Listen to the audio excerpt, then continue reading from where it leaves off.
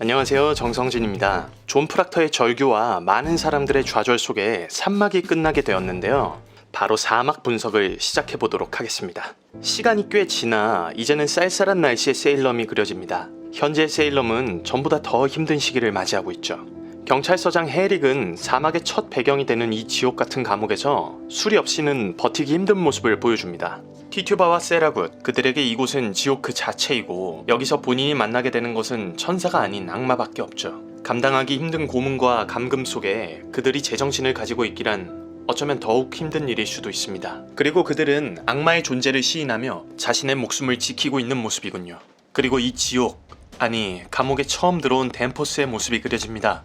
댄포스는 서장 헤릭이 술 없이는 이런 곳에서 버티기 힘들다는 것을 애써 이해해 주려는 것 같습니다. 산막에서 보여졌었던 자기 자신을 신임하던 댄포스의 행동은 시간이 지난 지금 이제는 그 어떤 것과도 바꿀 수 없는 그 무언가를 보여줍니다.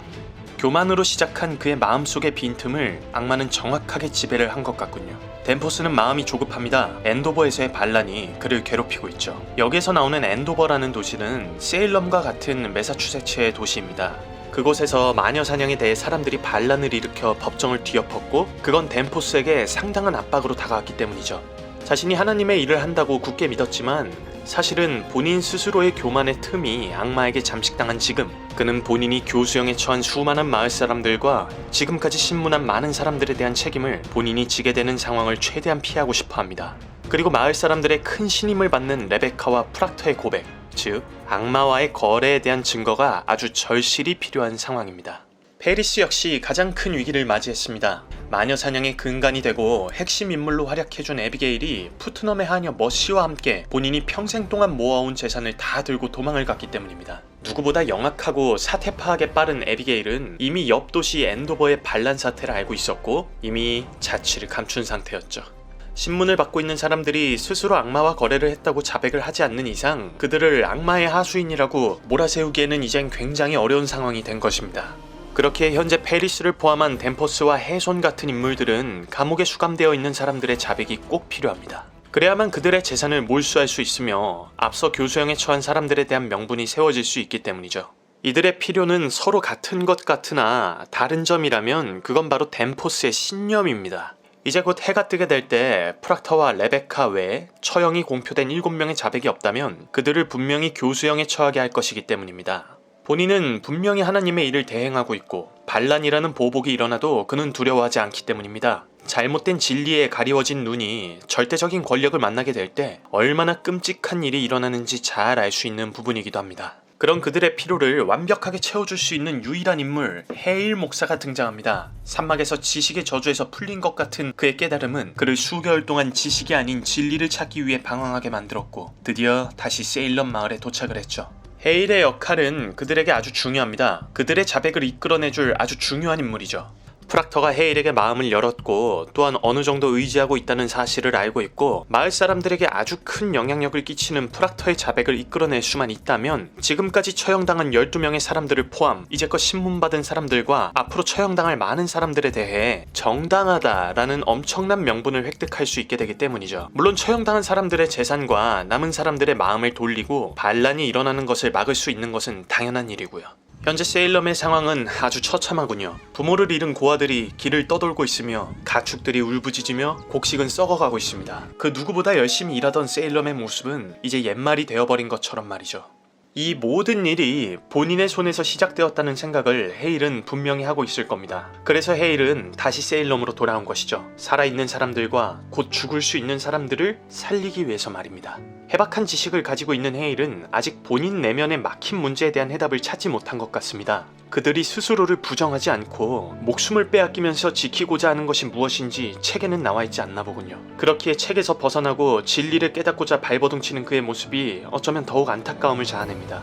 머리로는 알고 있습니다. 그들이 육신을 부정하고 이 권력과 세상 앞에 본인을 악마와 결탁한 자라고 해야 목숨을 부지할 수 있기 때문에, 살아갈 수 있기 때문에 그것이 기독교인에게 너무나 그릇된 행동이라는 것을 알아도 그렇다 할지라도 헤일은 그들의 목숨을 살리고 싶습니다. 그렇게 해야만 본인의 눈이 가리워졌던 지난 시간들의 죄들을 속죄한다고 생각하는 것일까요? 본인이 처음 이 마을에 오면서 가지고 온 것은 대단히 신성한 율법의 관이라고 생각했으나 그것은 진리를 바라보지 못하고 어느덧 가리워진 무고한 사람들의 관이 되었다는 것을 깨달은 헤일은 존 프락터와 마찬가지로 이 모든 것들을 엘리자베스에게 회개하듯이 모든 마음을 토로합니다. 헤일은 이제 진리에 가까워진 것 같으나 아직 이 세일럼의 신성한 영혼들을 이해하기는 어려워 보이는군요. 헤일은 육신을 구하고 지키는 것으로 같은 죄라도 가벼워 보이는 죄를 선택하자고 이야기해봅니다. 그렇기 때문에 이 작품이 끝나는 동안 헤일은 끝내 존 프락터, 엘리자베스, 레베카 등등의 마음을 결국 이해하지 못하고 구원해달라고 울부짖는 모습을 보입니다. 같은 죄, 큰 죄라고 하는 죄의 무게를 따지는 것이 아니라 더 이상 어둠 가운데 물들고 싶지 않은 것이 현재 이들의 모습이기 때문입니다. 엘리자베스가 나지막이 건넨 가장 강력한 한마디, 그 말씀은 악마의 주장 같네요 라는 대사를 통해 이것들을 확인할 수 있죠. 연약한 육신과의 전쟁에서 매일같이 본인들의 십자가를 지고 피 흘리기까지 죄와 강한 투쟁을 하려 마음먹은 이들에게 자신들의 영혼을 지키는 방법은 처형당하더라도 육신을 지키는 것이 아니라 영혼을 지키는 것을 선택하는 것입니다.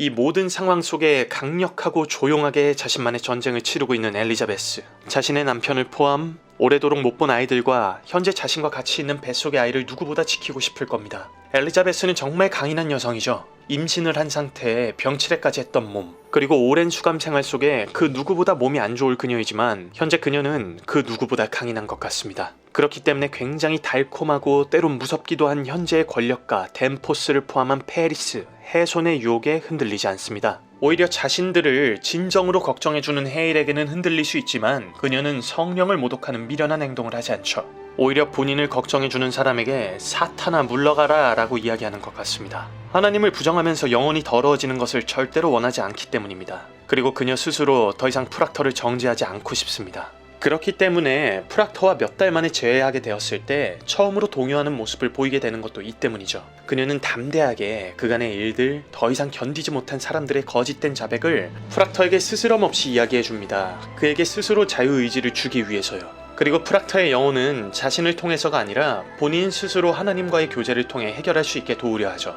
그녀는 지난 세월 동안 프락터의 외도가 정말로 용서하기가 힘들었으나 본인의 부족함 때문에 그런 일이 일어났다는 말을 하면서 진정한 용서를 통해 본인 스스로를 낮추며 프락터의 마음의 짐마저 덜어주는 모습을 보여줍니다. 그녀는 이제 정말로 천국이 가까이 있겠군요.